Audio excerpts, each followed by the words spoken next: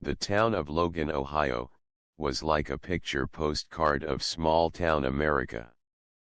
Nestled among rolling hills and winding roads, it had all the charm of a tight-knit community where everyone seemed to know each other's name. The houses stood neatly along quiet streets, with manicured lawns and American flags fluttering in the breeze. Church bells often echoed through the air on Sunday mornings, calling the faithful to worship.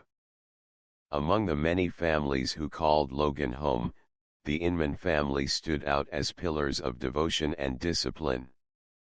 Bill and Sandra Inman, along with their son Will and later his wife, Summer, were regular fixtures at church services and community events. To those on the outside, they embodied the ideal of a God-fearing, morally upright household.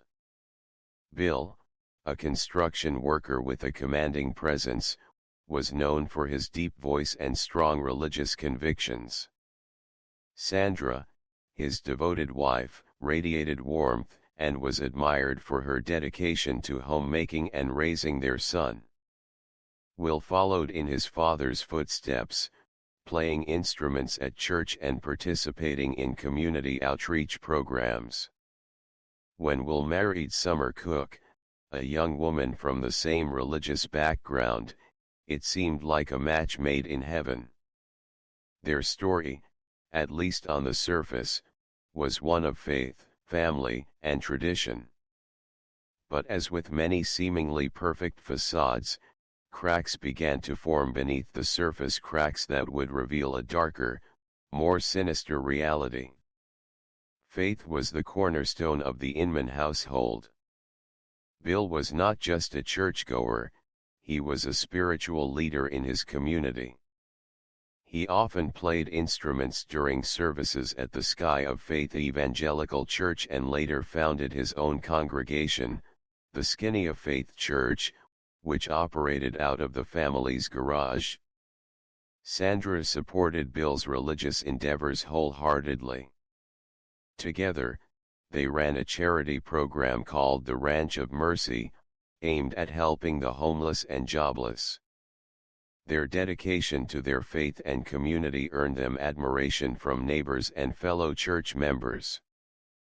But faith in the Inman household was not just a matter of Sunday worship, it was a way of life, enforced with rigid rules and expectations. Bill's interpretation of religious teachings leaned heavily on obedience and submission, particularly for women. Sandra, having grown up in a similar environment, embraced this role without question. When Will met Summer Cook at church, he was 17, and she was just 15. Their relationship blossomed quickly under the watchful eyes of their families, who saw their union as a continuation of the Inman family's religious legacy. By the time Summer turned 18, she and Will were married. Moving in with the Inmans, Summer was thrust into a household governed by strict rules and expectations. Like Sandra, she was expected to be a submissive wife, dedicated to homemaking and supporting her husband. Initially, she tried to adapt to this new life, believing it was her duty as a faithful wife. But beneath her quiet exterior, Summer was struggling. The weight of the Inman family's rigid lifestyle began to take a toll on her spirit.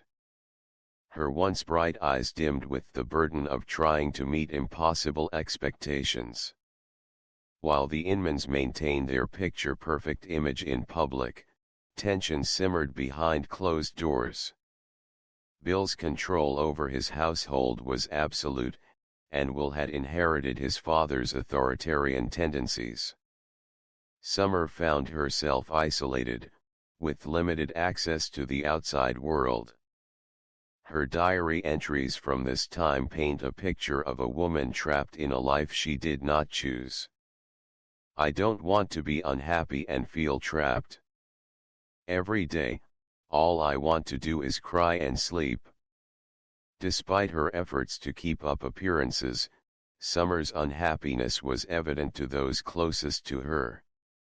Friends and family began to notice her withdrawal and the tension between her and Will.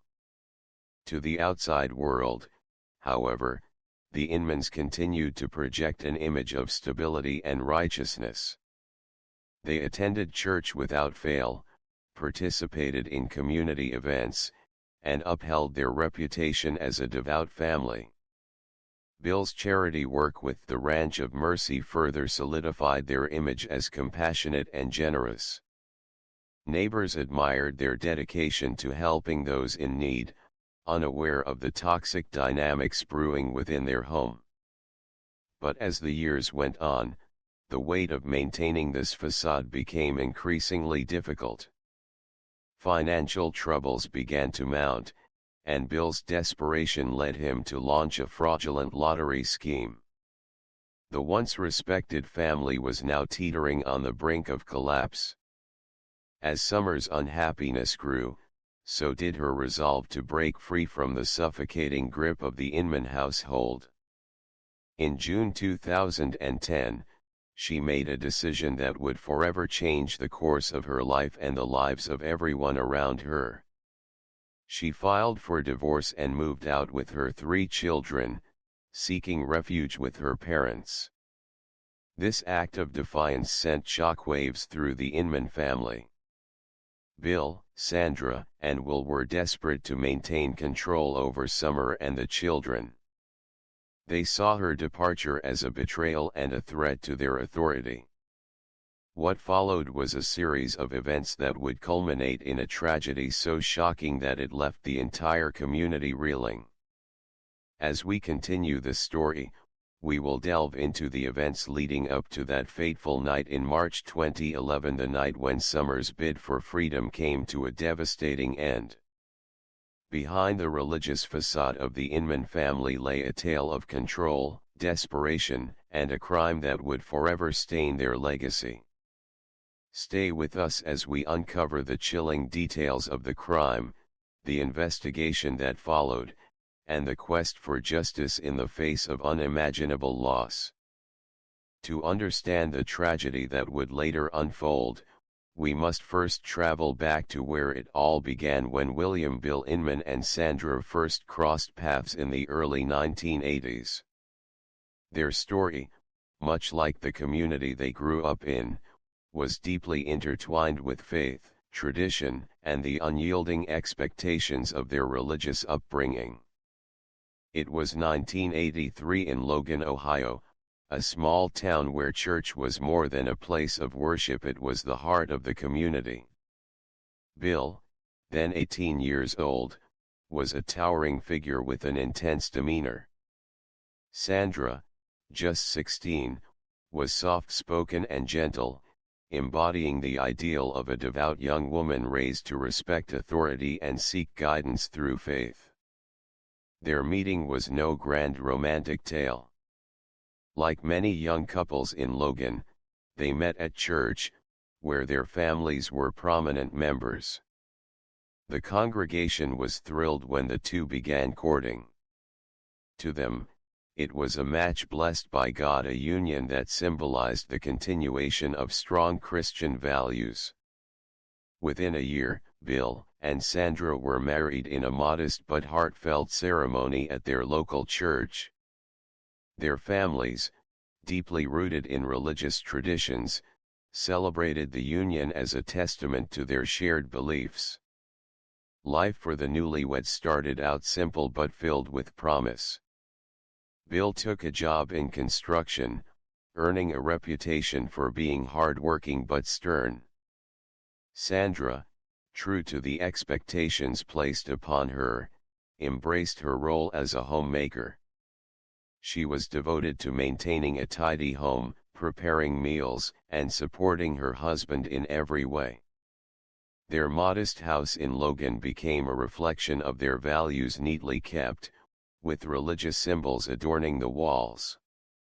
Bible verses were framed in the living room, and a well-worn family Bible sat prominently on the coffee table. Despite the simplicity of their lives, there was an undercurrent of control. Bill's strong personality often dominated their household, and Sandra, conditioned by her upbringing, submitted without question. In 1985, the Inmans welcomed their only child, William Jr., often referred to as Will. His arrival brought joy to the household, but it also solidified Bill's belief in his role as the family's spiritual leader and disciplinarian. From a young age, Will was taught the importance of obedience and devotion to God.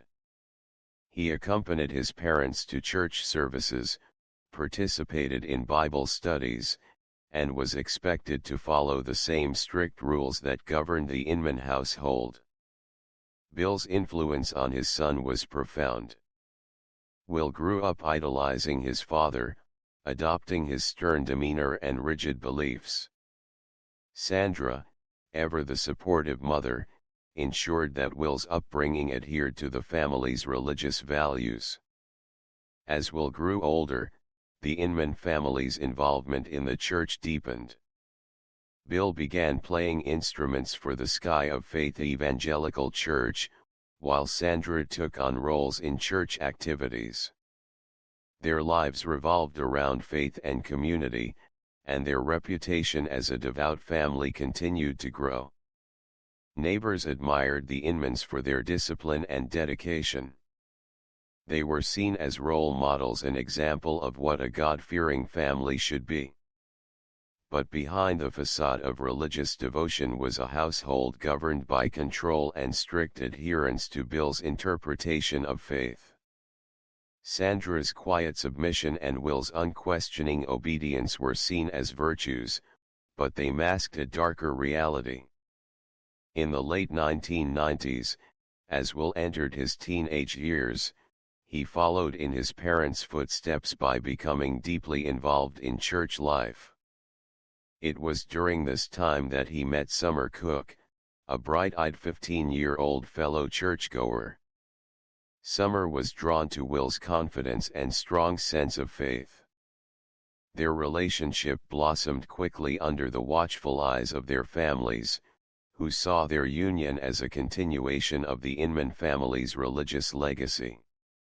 By the time Summer turned 18, she and Will were married in a picture-perfect church wedding. To those in the congregation, it was a beautiful love story, a young couple united by faith and love. Following their marriage, Will and Summer moved in with Bill and Sandra, creating a multi-generational household. The family dynamic, already steeped in control and discipline, became even more complex with the addition of Summer. Like Sandra before her, Summer was expected to embrace the role of a submissive wife and homemaker. She struggled to find her place in the household, often feeling overwhelmed by the expectations placed upon her. Despite the challenges, the Inmans maintained their public image as a devoted and disciplined family. They continued to attend church, participate in community events, and uphold their reputation as pillars of faith. In the early 2000s, Bill's religious fervor led him to establish his own congregation, the Skinny of Faith Church, which operated out of the family's garage. He saw himself as a spiritual leader, guiding not only his family but also others in the community. The church attracted a small but loyal following. Bill's sermons, though passionate, often reflected his rigid beliefs about obedience and submission. Sandra and Will supported his endeavors, while Summer struggled to reconcile her own beliefs with the increasingly oppressive environment. As the years went on, financial troubles began to weigh heavily on the Inman family. Bill's construction work was inconsistent, and the Skinny of Faith Church failed to generate enough support to sustain itself. In a desperate bid to raise funds, Bill launched a fraudulent lottery scheme, promising to build a shelter for the homeless. The scheme ultimately failed, further tarnishing the family's reputation. Despite these challenges, the Inmans clung to their religious beliefs and continued to project an image of righteousness. The origins of the Inman family paint a picture of a household built on faith, discipline, and control. From their early beginnings as a young couple united by religion to their eventual struggles with financial hardship and internal strife, the seeds of tragedy were sown long before the events that would shock the town of Logan. As we continue the story, we will explore how the dynamics within the Inman household became increasingly toxic, leading to a desperate bid for control that would culminate in an unspeakable crime. From the outside, the Inman household appeared to be a model of traditional values and religious devotion. Neighbors often saw the family heading to church together, neatly dressed and seemingly united by faith. But inside their modest Logan, Ohio home, a darker reality was unfolding, one governed by rigid control, isolation, and emotional repression. Bill Inman had always considered himself the head of his household, both in practical and spiritual matters. He was a man of strong convictions, believing that his authority was divinely ordained. As a father and husband, his influence was absolute. Decisions about finances, daily routines, and even personal relationships were made solely by him. Sandra, shaped by a lifetime of religious teachings about the virtues of submission, rarely questioned her husband's authority. She carried out her duties as a wife and mother with quiet compliance, embodying the ideal of a homemaker devoted to her family and faith. Will, following in his father's footsteps, grew up internalizing Bill's beliefs about power and control. His childhood was filled with strict rules and limited room for personal expression. Obedience was expected, and punishment followed any deviation from Bill's expectations. As Will matured, he mirrored his father's demeanor and approach to life. The seeds of dominance were deeply rooted in his character traits that would later have devastating consequences. When Summer Cook married Will at the age of 18, she entered the Inman household with dreams of building a happy, faith-filled life. She was young, optimistic, and eager to start a family. However, it didn't take long for those dreams to shatter. From the moment she moved into the Inman home, Summer was subjected to the same rigid control that defined the household. Bill viewed her as an extension of his family, someone who should fall in line with the established order. Will, emboldened by his upbringing, assumed a controlling role over his new wife. Summer's every move was monitored and dictated by Will. He decided what she could eat, when she could sleep, and even controlled her access to basic necessities like her phone and car keys. If she expressed a desire to visit friends or family, Will either denied her outright or accompanied her to ensure she stayed within acceptable bounds. The walls of the Inman household became a prison for Summer. What should have been a loving and supportive environment turned into a place of suffocating isolation. Her diary entries from that time reveal a woman who was slowly losing her sense of self. "I feel like I'm living someone else's life. I'm supposed to be happy, but all I want to do is cry and sleep. I don't even recognize myself anymore." Despite the growing darkness in her life, Summer tried to fulfill her duties as a wife and mother. She cooked, cleaned, and cared for her children, desperately clinging to the hope that things might change. Faith, which was meant to be a source of comfort and guidance, became a tool of control within the Inman household. Bill's sermons at the Skinny of Faith Church often emphasized obedience, submission, and the dangers of questioning authority. His interpretation of Scripture reinforced the power dynamics within the family. Will adopted these teachings wholeheartedly, using them to justify his dominance over Summer. Any attempt by her to assert independence was met with Scripture-laden rebukes and accusations of being a disobedient wife. Sandra, having lived under Bill's authority for years, offered little support to Summer. She saw her struggles as part of a wife's duty, a burden to be borne without complaint. As financial pressures mounted, the already tense household became even more strained. Bill's construction work was inconsistent, and his fraudulent lottery scheme had failed, leaving the family in a precarious position. Despite these challenges, Bill insisted on maintaining his church and charity projects, further draining their resources. Summer, recognizing the need for stability, suggested that she find work outside the home. Will dismissed the idea, insisting that her place was in the household. The rejection only deepened Summer's feelings of helplessness. The family's return to Ohio after a brief stint in Florida did little to improve their circumstances. The financial strain, coupled with the oppressive atmosphere at home, created a toxic environment that seemed destined for disaster. As the years went on, Summer's mental and emotional health deteriorated. She became increasingly withdrawn, her once vibrant spirit dulled by the weight of her circumstances. Her children were her only source of joy, but even that happiness was overshadowed by the constant tension within the household.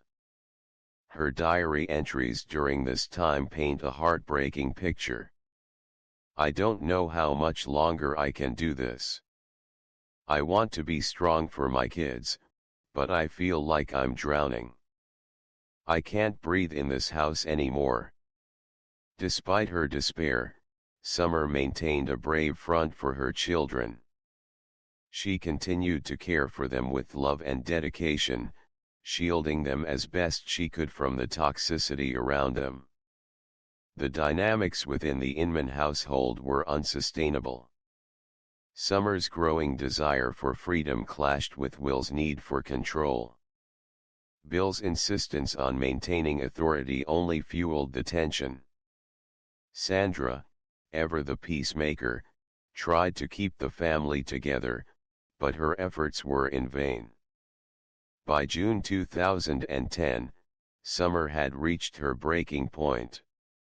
She could no longer endure the suffocating control and emotional torment. The once devout wife and mother made a decision that would change everything. She filed for divorce. It was a bold and defiant act, one that sent shockwaves through the Inman family.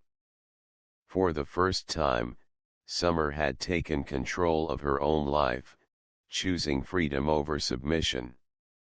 But her fight for independence would come at a devastating cost. By June 2010, Summer Inman had reached the end of her endurance. Years of living under the suffocating control of her husband, Will Inman, and the broader authority of his father, Bill, had drained her spirit. Summer, once a bright and hopeful young woman, now found herself desperate for freedom. The strict religious doctrines and oppressive rules of the Inman household had reduced her life to a series of dictated routines and emotional torment. Filing for divorce was not a decision Summer made lightly. Divorce was seen as taboo within the Inman family and the religious community they were part of. Women were taught to endure hardships in marriage as a form of spiritual testing, and leaving one's husband was equated with betrayal, both of family and faith. But for Summer, staying meant losing herself completely. She realized that she could not raise her children in an environment defined by control and intimidation. If she wanted them to grow up in a home filled with love and respect, she needed to break free. In the summer of 2010, she packed her belongings, gathered her 3 children Alex, Kelly, and Alana, and moved in with her parents, Deborah and Michael Cook. It was a bold step, one that immediately set off alarms for Will and his parents. For the first time in years, Summer experienced a taste of freedom. She secured a job at a local bank, providing a steady income for her and her children. Slowly, she began to rebuild her life, finding joy in small moments with her kids and regaining her sense of self. Her parents, supportive and protective, welcomed her home with open arms. They were determined to help their daughter and grandchildren heal from the trauma of their years with the Inmans. Despite the challenges of being a single mother, Summer showed remarkable strength and resilience. She also began a relationship with a kind-hearted man named Adam Peters, who offered her emotional support and companionship. For the first time in years, Summer had a glimpse of what life could be like without fear and control. However, the Inman family was not willing to let Summer go without a fight. Bill, Sandra, and Will saw her departure as a personal affront and a threat to their power. They believed Summer was defying God's will by leaving Will, and they were determined to bring her back into the fold. Their tactics ranged from manipulation to intimidation. Will, unable to accept the separation, issued veiled threats and sought to portray Summer as an unfit mother in an attempt to gain custody of their children. Bill and Sandra supported Will's efforts, convinced that Summer needed to be saved from her rebellion. Summer, however, stood firm. She refused to be drawn back into the toxic dynamics of the Inman household. Despite their harassment, she pressed forward with her divorce proceedings and focused on creating a stable and loving environment for her children. As the divorce proceedings advanced, Will's behavior became increasingly erratic. He began stalking Summer, showing up uninvited at her workplace and making unwelcome appearances at her parents' home. Summer reported these incidents to the authorities, but little action was taken. The Inman family's reputation in the community shielded them from scrutiny. Friends and family urged Summer to be cautious. Her mother, Deborah, recalled warning her daughter, "I have a bad feeling about this. Be careful." But Summer, determined to move on with her life, tried to dismiss the fear that lingered in the back of her mind. On March 22, 2011, Summer had just finished her shift at the bank. It was a typical evening, and she followed her usual routine of closing up and taking out the trash before heading home. The night was quiet, the air crisp with the lingering chill of early spring. As she walked toward the dumpster, Summer was unaware that danger lurked nearby. A white Ford Crown Victoria had been idling just out of sight, its occupants watching her every move. The moment she reached the dumpster, 2 masked figures sprang from the shadows. They grabbed Summer, their hands rough and forceful. She screamed, thrashing against their grip, but they overpowered her.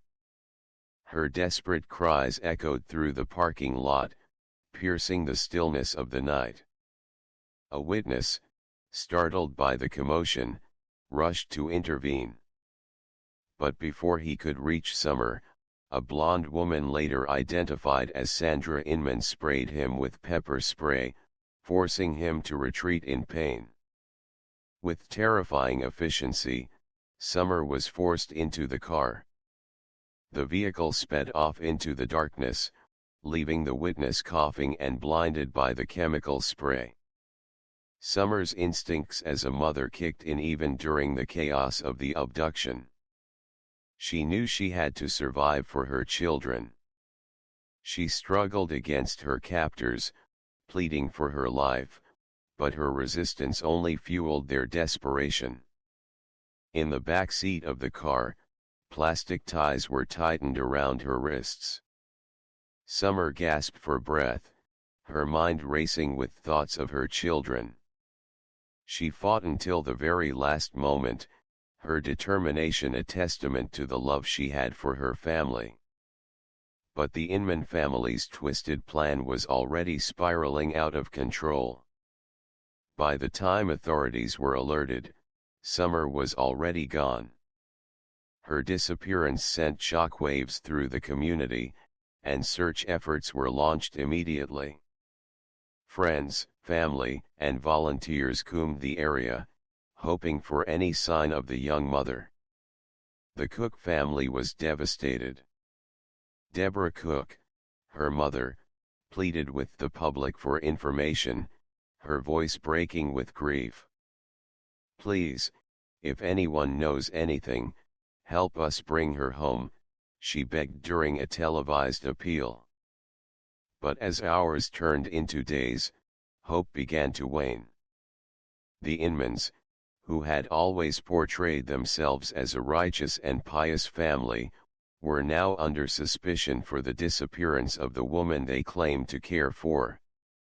It was a chilly March evening in 2011, and the small town of Logan, Ohio, had already settled into its usual calm. The streets were quiet, dimly lit by flickering streetlights, while most residents were tucked away in their homes. At Century National Bank, Summer Inman was finishing her late-night shift. With a long day behind her, she stepped outside to take out the trash, a routine task that would tragically become her last. Unbeknownst to Summer, danger loomed nearby. A white Ford Crown Victoria idled just beyond sight, its occupants watching her every move. Inside the vehicle were her estranged husband, Will Inman, along with his parents, Bill and Sandra. What had started as a twisted plan to intimidate Summer into relinquishing custody of their children was about to spiral into something far darker. As Summer approached the dumpster, the Inmans sprang into action. Two figures, masked and determined, rushed toward her. Startled, Summer barely had time to react before they seized her. She struggled fiercely, thrashing against their grip. Her instincts screamed survival, knowing the stakes were high. Her muffled screams pierced the night air, but there was no one close enough to hear, or so it seemed. A passerby, drawn by the commotion, attempted to intervene. But before he could get close, one of the assailants sprayed him with pepper spray, forcing him to stumble back, coughing and blinded. Helpless, he could only watch as Summer was forced into the back seat of the car. The vehicle roared to life and sped away into the darkness, leaving chaos in its wake. Inside the car, Summer fought against the plastic ties that bound her wrists. Panic gripped her as she gasped for breath, her heart racing. The ties cut into her skin with every desperate movement.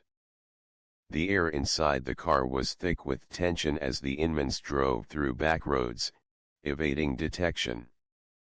As they raced through the quiet outskirts of town, Summer's resistance only intensified their panic.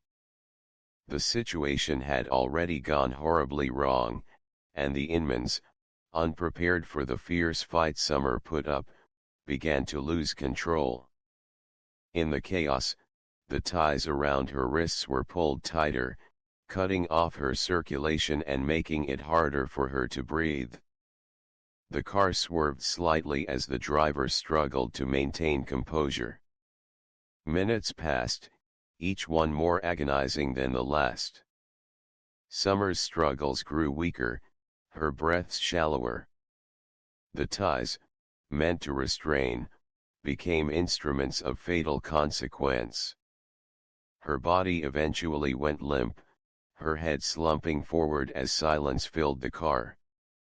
The realization of what had just happened struck like a lightning bolt.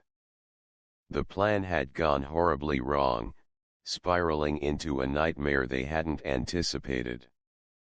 The weight of their actions pressed heavily on them as they realized Summer was no longer breathing. In a state of panic and desperation, they searched for a way to undo the damage, but it was too late. Their intention had been to scare Summer, but now they faced a grim reality: they had taken her life. As the car continued through the desolate back roads, the Inmans made a fateful decision. They drove to a remote area near the Skinny of Faith Church, the very place where Bill Inman had once preached about righteousness and salvation. The irony was chilling. Under the cover of darkness, they disposed of Summer's body in a septic tank, a gruesome act that underscored the depths of their desperation and depravity. The night was silent once again as the Inmans drove away, leaving behind the evidence of their crime.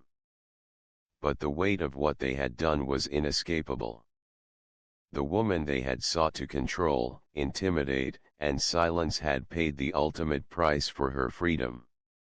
Summer Inman's life, marked by resilience and a desire to break free from control, had come to a tragic and senseless end. Her story, however, was far from over. The events of that fateful night would set into motion an investigation that would uncover the dark secrets of a family consumed by fanaticism and control. In the immediate aftermath of Summer Inman's disappearance, the peaceful town of Logan, Ohio, was thrown into turmoil. Her sudden vanishing left friends, co-workers, and family members deeply concerned. The fact that she had vanished right after her shift at the bank raised red flags. Summer was a devoted mother who wouldn't simply disappear without reason. The police initially approached the case cautiously, unsure if this was a routine missing person incident or something far more sinister. A search for Summer was launched, with officers canvassing the area around the bank and questioning witnesses. The most significant lead came from the passerby who had witnessed Summer's abduction. His account painted a chilling picture: masked figures, a violent struggle, and a white Ford Crown Victoria speeding away into the night. This information set the investigation into high gear. Authorities knew they were dealing with a premeditated crime. The vehicle became the primary focus, and the search for the white Ford Crown Victoria expanded throughout the region. It didn't take long for suspicion to fall on Will Inman and his parents, Bill and Sandra. Summer had recently left their controlling household and filed for divorce, a move that had clearly angered the Inmans. Witnesses recalled heated confrontations between Summer and her estranged husband, as well as veiled threats made by the family. Despite this mounting suspicion, the Inmans initially cooperated with investigators. They claimed to have no knowledge of Summer's disappearance and provided alibis for the night in question. Their demeanor was calm, almost unnervingly so. However, the investigators were not convinced. A crucial turning point came when police tracked down the white Ford Crown Victoria. The vehicle, registered to the Inmans, had been meticulously cleaned the morning after the abduction, a suspicious act that raised immediate concerns. Forensic experts examined the car and found traces of evidence that couldn't be entirely erased. The discovery of a GPS device inside the vehicle proved to be the game changer. When investigators analyzed the GPS data, they uncovered a damning trail. The coordinates led directly to the location of Summer's abduction and then to a remote area near the Skinny of Faith Church, where Bill Inman had once conducted services. Faced with this mounting evidence, authorities brought the Inman family back in for further questioning.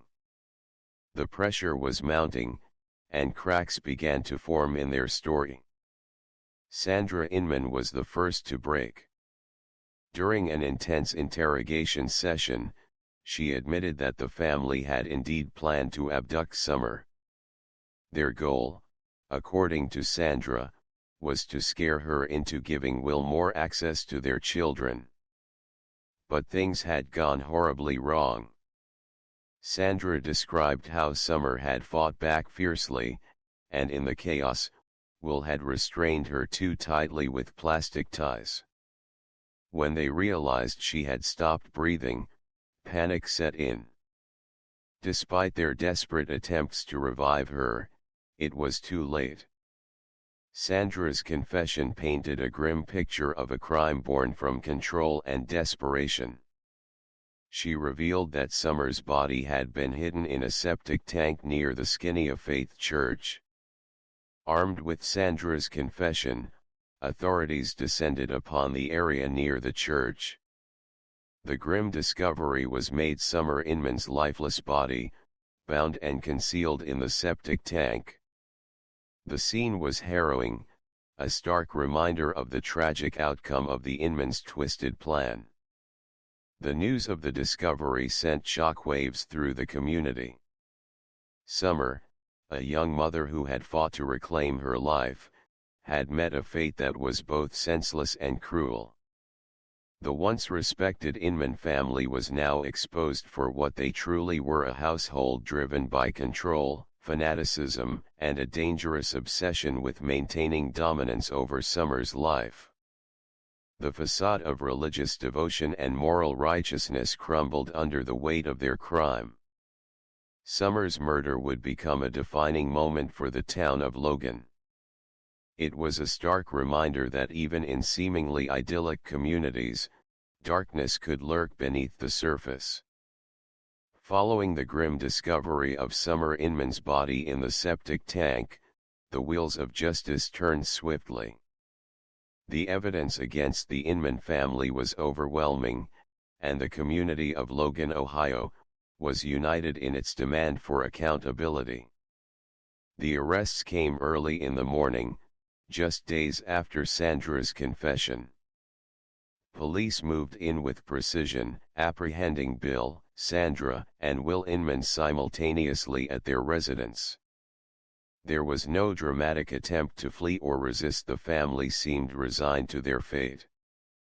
The calm, almost stoic expressions on their faces contrasted sharply with the brutality of the crime they had committed.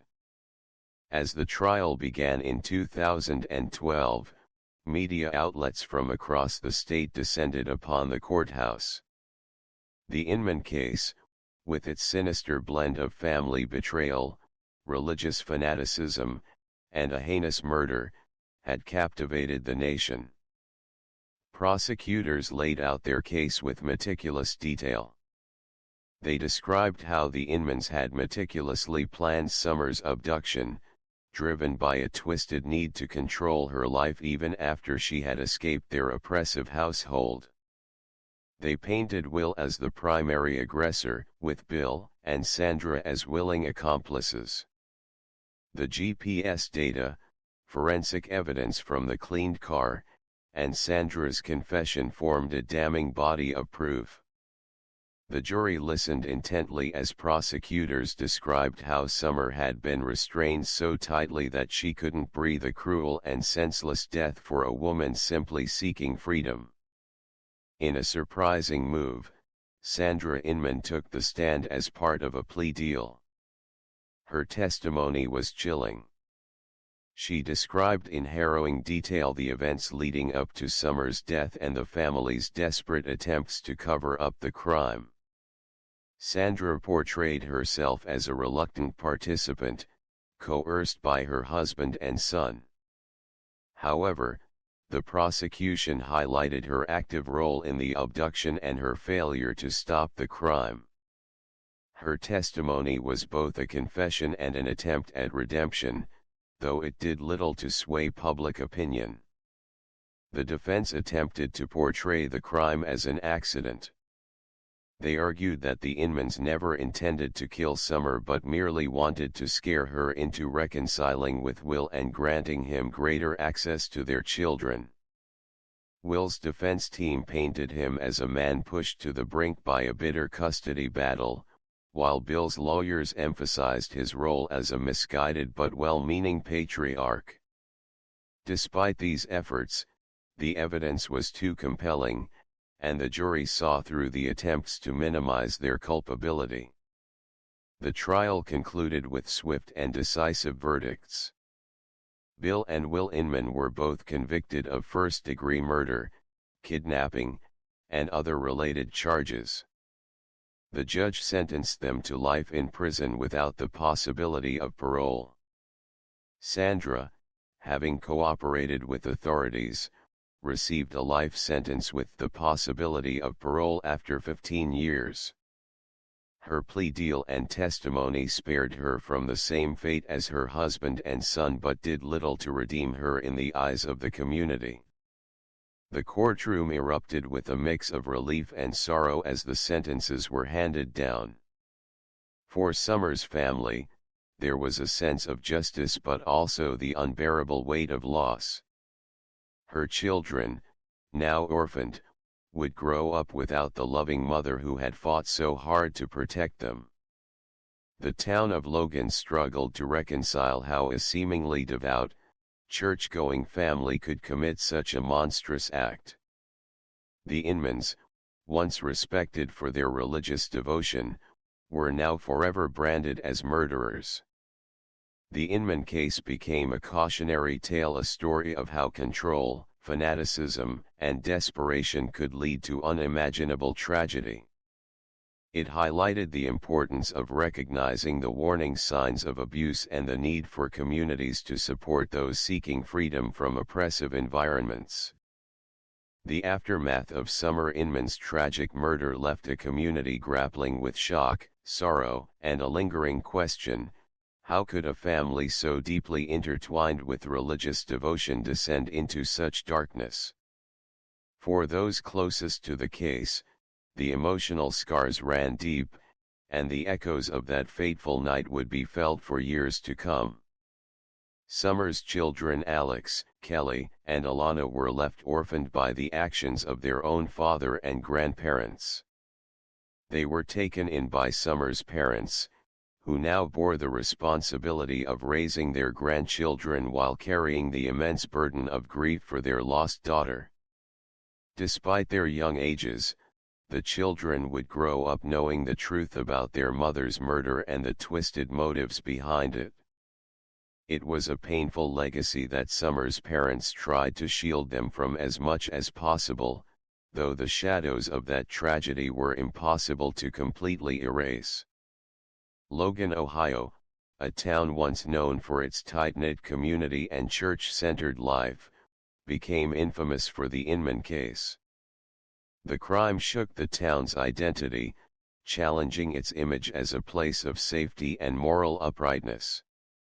Church congregations, once united in faith, found themselves questioning the very institutions that had shielded the Inman family's extremism.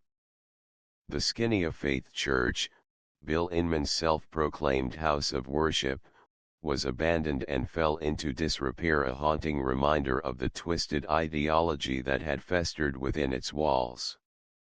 Behind bars, the Inman family faced the consequences of their actions. Bill and Will, sentenced to life without parole, became cautionary examples of how control and fanaticism can lead to ruin. Sandra, serving a life sentence with the possibility of parole after 15 years, reportedly expressed remorse for her role in the crime. Her cooperation during the investigation spared her from a harsher fate, but it did little to change public perception. Both Bill and Will were said to maintain their innocence, insisting that Summer's death was a tragic accident rather than a premeditated murder. Their lack of accountability only deepened the community's disdain for them. Despite the tragedy, Summer's story became a symbol of strength for survivors of abuse. Her attempt to break free from an oppressive household, despite the dangers she faced, resonated with many women in similar situations. Advocates for domestic abuse survivors often cited her case as a reminder of the importance of recognizing the signs of control and manipulation. Support networks and community awareness campaigns in Logan and beyond grew stronger in response to the tragedy. The Inman family case left a chilling reminder: even those who appear devout and righteous can harbor darkness beneath the surface. It highlighted the dangers of unchecked control, manipulation, and the distortion of religious beliefs for personal gain. For the town of Logan, healing was a slow and difficult process. Yet there was hope that Summer's memory would serve as a catalyst for positive change, a reminder to support those seeking freedom from abusive environments. Years after the crime, the pain of Summer's loss lingered. Her children, though growing up in the loving care of their maternal grandparents, would forever carry the weight of what had happened. Her parents, who had already lost so much, became fierce advocates for justice and awareness, determined that their daughter's death would not be in vain. The Inman family saga, though marked by tragedy, became a story not just of loss but of resilience, survival, and the enduring strength of a community willing to stand against darkness. The story of the Inman family is a haunting reminder that darkness can hide behind the most pristine facades. A family that outwardly projected devotion and righteousness harbored a toxic environment built on control, manipulation, and desperation. Summer Inman's journey from a trapped, submissive wife to a courageous woman fighting for her freedom is a testament to human resilience. She tried to break free from the chains that bound her, but the cost of her liberation was heartbreakingly steep. Her tragic death reminds us of the importance of recognizing the signs of abuse, even when they are hidden behind a mask of religiosity or social propriety. It highlights the critical need for support systems for those trying to escape oppressive environments. But amidst the sorrow and tragedy, there's a call to remember Summer for her bravery and strength. Though her life was cut short, her story lives on as a symbol for others who are fighting similar battles. As we conclude this journey into a harrowing case, it is vital to reflect on the lessons learned. We must remain vigilant, compassionate, and supportive of those who may be suffering in silence. If you found this story compelling, we invite you to support this channel by liking this video, subscribing for more true crime documentaries, and sharing it with those who appreciate stories that delve beyond the headlines to uncover the truths hidden in darkness. Thank you for watching, and as always, stay safe, stay aware, and take care of one another.